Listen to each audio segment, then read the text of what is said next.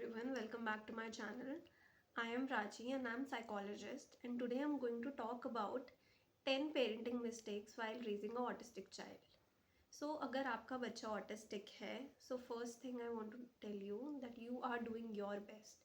And हमें बहुत सारी advices मिलती है कि हमें क्या करना चाहिए, क्या नहीं करना चाहिए, और उसमें क्या सही है क्या गलत है, बहुत कन्फ्यूजन होती है।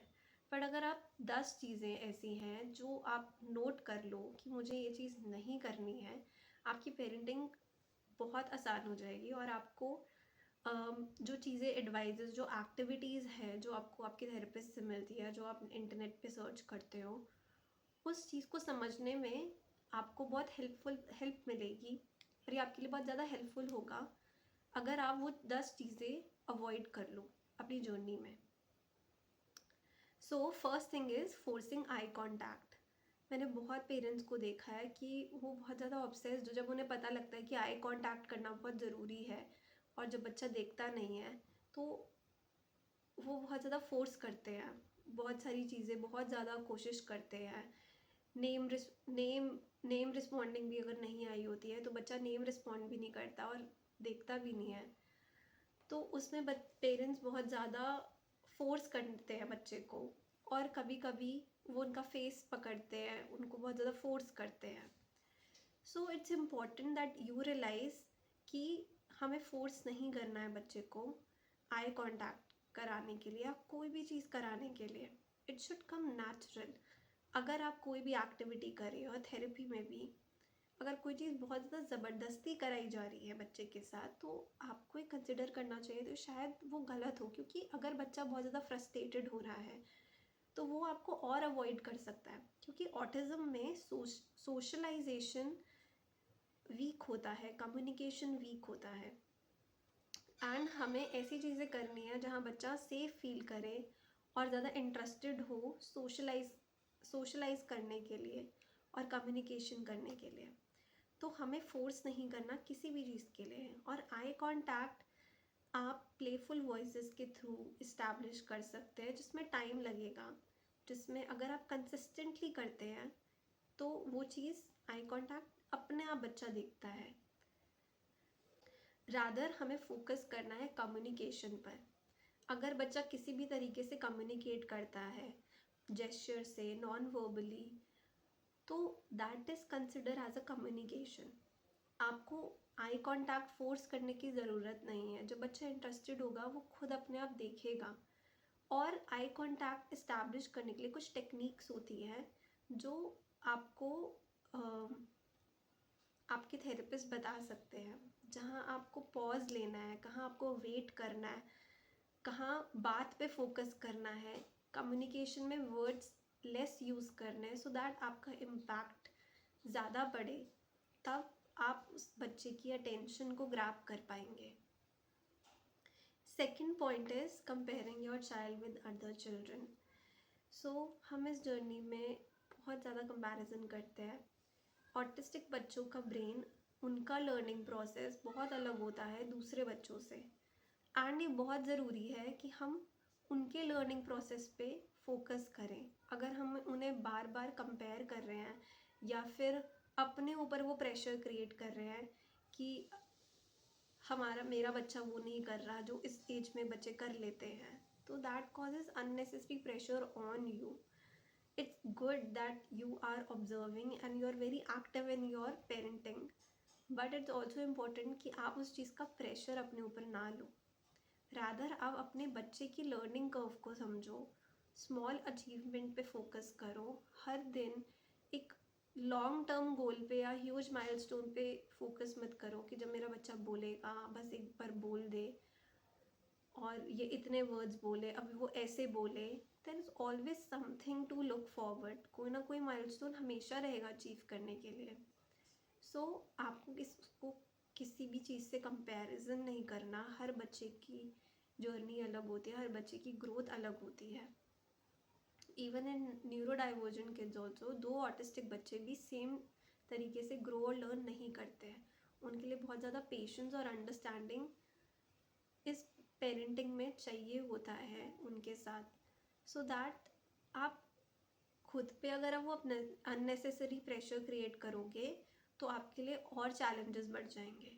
Third mistake is ignoring sensory sensitivities.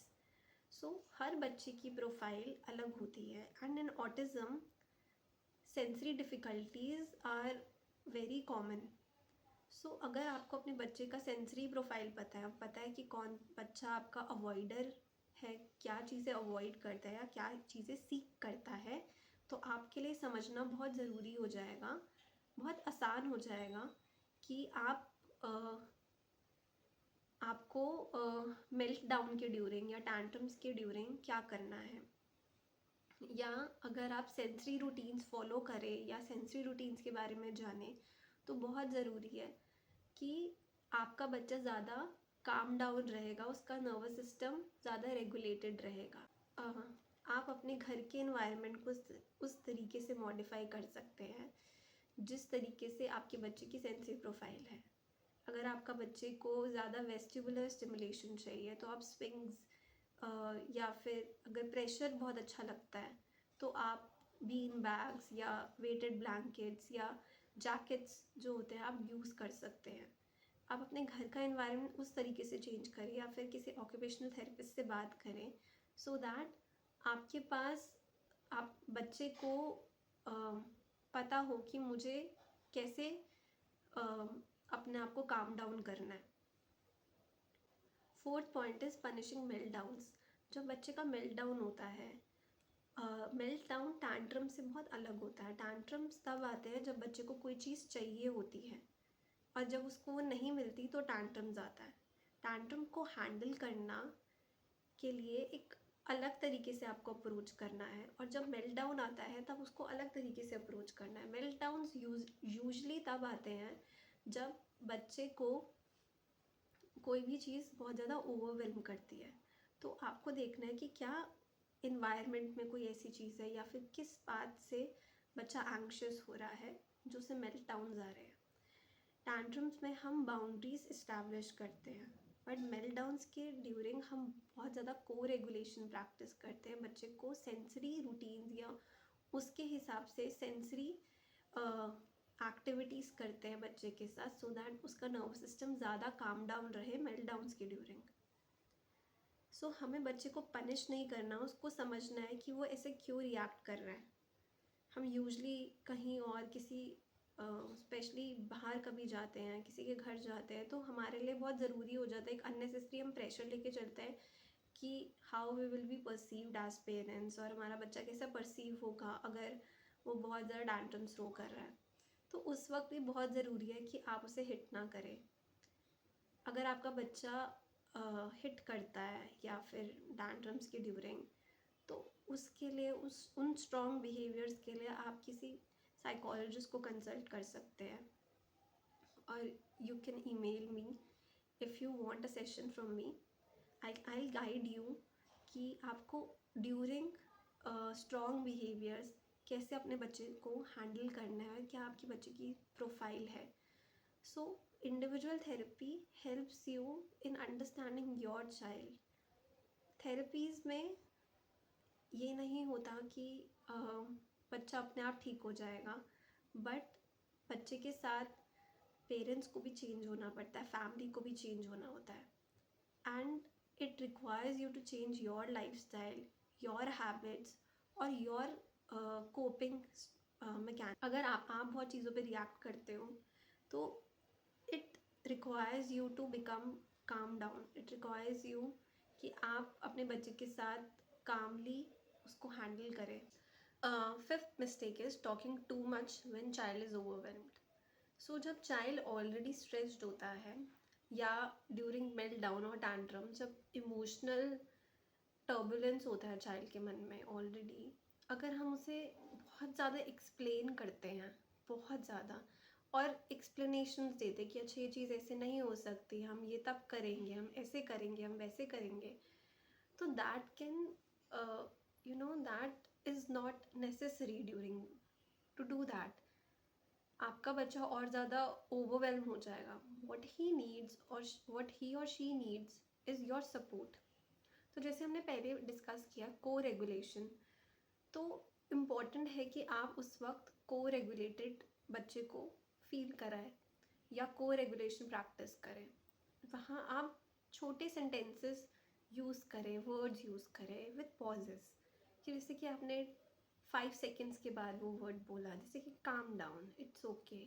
सो ये जो वर्ड्स होते हैं ना, विद जेस्चर्स, अगर आपने काम डाउन बोला विद जेस्चर, थोड़ा आपने पैट किया, बहुत कुछ लोग करते हैं बहुत तेज़ तेज़ करते हैं, तो आपने बहुत शांत तरीके से किया, अपनी वॉइस को बहुत ज़्यादा काम डाउन रखा एंड अपनी वॉइस को सॉफ्ट करके जेस्चर्स के साथ रिलैक्स बोला, तो ये चीज़ इंडिकेट करता है बच्चे को कि ओ मुझे ये एक स्पेसिफिक चीज़ बोली जा रही है करने को। ऑटिज़म में कम्युनिकेशन जब बहुत वीक होती है तो हमें एडवाइस किया जाता है कि हम बच्चे के साथ कम से कम शब्द में ही बात करें, या 1 वर्ड या 2 words, depend on your child's vocabulary. अगर वो बिल्कुल ही नहीं बात करता तो इट्स रिकमेंडेड कि हम 1 वर्ड में बात करें। तो अगर हम ऐसा करते हैं, sit here, take a breath और calm down, it's okay, with pauses, जैसे 5 सेकेंड के पॉज के बाद आपने वो वर्ड बोला, पॉज लिया, शांत कराया, और आप तब तक शांत है। अगर बच्चा बहुत टर्बुलेंट है तो आपको उसका पॉइंट बनना है कि वो आपको मॉडल करे, तो आपको काम रहना है। पॉइंट इज़ नो स्ट्रक्चर और रूटीन। तो जब हम बच्चे को कंसिस्टेंसी के साथ उसके साथ एक्टिविटीज़ नहीं करते या फिर रूटीन उसका कंसिस्टेंट नहीं होता, हम बच्चों में मेल्ट डाउन्स और टैंट्रम्स ज़्यादा बढ़ जाते हैं, क्योंकि उन्हें पता ही नहीं कि क्या प्रिडिक्ट करना है, क्या होगा। And unpredictability causes them more emotional turbulence. So अगर हम बच्चे को एक स्ट्रक्चर देते हैं, एक कंसिस्टेंसी देते हैं और उनका सेंसरी रूटीन्स भी बनाते हैं, अगर आप बच्चे का टाइम टेबल बनाते हो कि इस पॉइंट पे, इस जगह पे, इस स्पेस में इन लोगों के साथ उसको प्ले करना है या एक पर्टिकुलर एक्टिविटी करनी है, तो उतने ज़्यादा चांसेस होते हैं कि बच्चा उन चीज़ों को फॉलो करे। अगर हम रैंडमली कभी भी उसको खाना खिला रहे हैं या कभी भी कोई एक्टिविटी कर रहे हैं, कैसे भी कर रहे हैं, तो रैंडमनेस, प्रिडिक्शन, उसको पता ही नहीं क्या करना है, क्या एक्सपेक्टेशन है। बच्चा भी आपको समझना चाहता है, आपके साथ कनेक्ट होना चाहता है, बट उसको पता ही नहीं है कि वो आपसे क्या एक्सपेक्ट करे, क्या आपकी एक्सपेक्टेशंस उससे कैसे हैं। तो हम कम्युनिकेट तो नहीं कर सकते, तो हम अपने रूटीन से बता रहे हैं बच्चे को कि हम ये एक्सपेक्ट करते हैं उनसे। So it's very important. Autism में हम कम्युनिकेशन बहुत ज़्यादा इनडायरेक्ट करते हैं। Power of non verbal communication is to know the power of non-verbal communication is very important here. अगर बच्चे को ट्रांजिशन से पहले, सपोज अगर आप बच्चे को पार्क से लेकर आ रहे हैं एंड आप उस ट्रांजिशन में बच्चे को टाइम दे रहे हैं प्रोसेस करने के लिए, तो और हेल्प करेगा बच्चे को कि अच्छा ठीक है, दिस इज़ टाइम कि जो मेरा पार्क टाइम ख़त्म हो चुका है एंड अब मुझे घर जाना है। तो उसके बीच में जो टैंट्रम्स आते हैं, क्योंकि बहुत ज़्यादा डिफ़िकल्ट हो जाता है, कभी कभी ग्रैंड पेरेंट्स लेके जाते हैं और उनके लिए हैंडल करना और चैलेंजिंग हो जाता है। सो उस टाइम पे अगर हम 10 मिनट्स पहले से ही बच्चे को बताएं कि ओके अब प्ले टाइम ख़त्म होने वाला है, तो बच्चे को टाइम मिल जाता है प्रोसेस करने के लिए। ऑल्सो अगर आप उसका पार्क टाइम फिक्स कर दें कि इतने से इतने टाइम तक उसे पार्क टाइम मिलेगा, सो कंसिस्टेंटली अगर हम ये चीज़ करें तो बच्चे को पता होता है कि अच्छा अब ये होगा, अब ये एक्सपेक्टेड है। तो इट्स इम्पॉर्टेंट कि हम एक रूटीन रखें। जितना ज़्यादा आप रूटीन रखोगे, एंड आई नो हमेशा पॉसिबल नहीं हो सकता है, पर आप अभी अपने आप को डिसिप्लिन रखने की कोशिश करो सो दैट आप बच्चे के साथ भी वो मेंटेन कर पाओ। 7th point is ignoring communication attempts. Autism में बच्चे कम्युनिकेट कम करते हैं कि उनका कम्युनिकेशन एरिया ब्रेन का वीक होता है। तो उस केस में हमें क्या करना है कि बच्चे के साथ कम से कम शब्दों में बात करनी है। एंड जब ऑटिस्टिक बच्चे कम्युनिकेट करते हैं हमसे, तो उनका तरीका थोड़ा डिफरेंट हो सकता है कि वो एक चीज़ की तरफ देख रहे हैं, एंड हम इंस्टेड उस चीज़ के बारे में बात करें, रादर देन हम क्या करते हैं, हम क्वेश्चन करते हैं बच्चों के साथ कि अच्छा ये क्या है। हम हमेशा एक एजुकेशनल मोड में रहते हैं, एक टीचर मोड में रहते हैं, जो हमें नहीं रहना है। हमें बच्चे के साथ कनेक्शन इस्टेब्लिश करना है, उससे बात करनी है, तो उसकी चीज़ों में हमें इंटरेस्ट लेना पड़ेगा। तो आप उन चीज़ों में इंटरेस्ट लो जिसको बच्चा देख रहा है या फिर जो उसके हाथ में है, एंड उससे आप कम्युनिकेशन करने की कोशिश करो, उस चीज़ के बारे में बात करने की कोशिश करो। कमेंटिंग करना ज़्यादा इम्पॉर्टेंट है रादर देन क्वेश्चन करना। तो आप कमेंटिंग करो, अगर किसी किसी चीज़ को देख के बच्चा खुश हो रहा है उस पर आप कमेंट करो, प्लेफुल वॉइसेस को यूज़ करो, जो कि इम्पॉर्टेंट है। 8th पॉइंट इज स्टिमिंग को कम्प्लीटली स्टॉप करना। तो ऑटिज़म में स्टिमिंग बिहेवियर्स अकर होते हैं, जैसे कि हैंड फ्लैपिंग, आई मूवमेंट्स, या फिर स्पिनिंग करना, या फिर रिपीटेड साउंड्स करना, या रॉकिंग करना।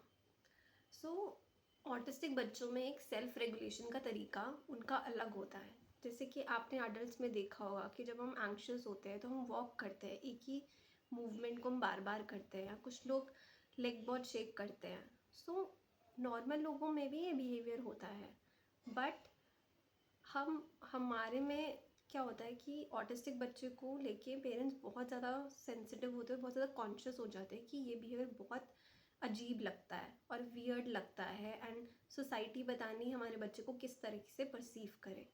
So, आप उस चीज़ को देखो कि आप बच्चे को क्या नीड है, कि वो किस बात से एंग्शियस हो रहा है, या उसके इन्वायरमेंट में ऐसी कोई चीज़ तो नहीं है जिससे कि बच्चा ओवरवेल्म हो रहा है। तो ये बहुत इंपॉर्टेंट है, जब बच्चे एक्साइटेड होते हैं तब भी वो ऐसा करते हैं। ज़रूरी नहीं है कि नेगेटिव इमोशंस की वजह से ही बच्चे स्टिमिंग करें, पॉजिटिव इमोशंस भी हो सकता है। तो आपको दोनों ही सिचुएशन में बच्चे को काम डाउन रखना है और उसके सेंसरी रूटीन्स को फॉलो करना है।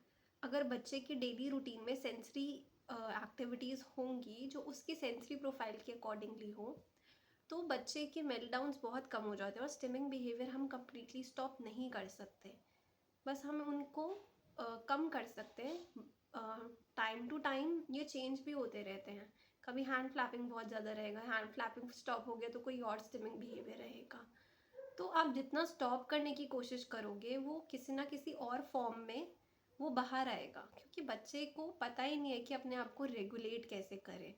इमोशंस बहुत इंपॉर्टेंट होते हैं यहाँ पे, कि जहाँ पे हम बच्चे को सेफली या हेल्दी वे में सिखाए कि अपने इमोशंस को कैसे मैनेज करना है। तो it's very important that we focus on that. 9th point is too many therapies.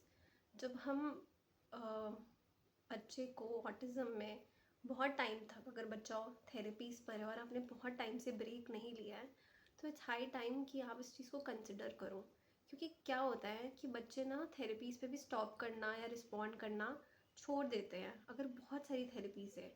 अगर बच्चे के पास फ्री प्ले या फिर अपने लिए टाइम नहीं है जहाँ आप उसको फ्री प्ले नहीं दे रहे हो, सो इट्स वेरी इंपॉर्टेंट कि हम इस चीज़ को समझें कि फ्री प्ले देना बहुत इंपॉर्टेंट होता है। उसकी पर्सनालिटी को डेवलप करता है एंड उसकी इंडिपेंडेंट थिंकिंग को डेवलप करता है।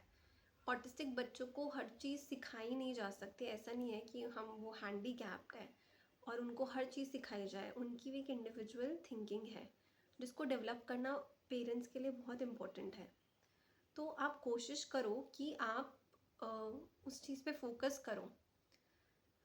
मैंने बहुत केसेस में ऐसा देखा है कि जो बच्चे बहुत टाइम तक थेरेपीज़ पे रहते हैं, वो उनको हमें एक डिपेंडेंसी क्रिएट हो जाती है कि अगर कोई मुझे कोई चीज़ बताएगा तो ही मैं वो चीज़ करूँगा।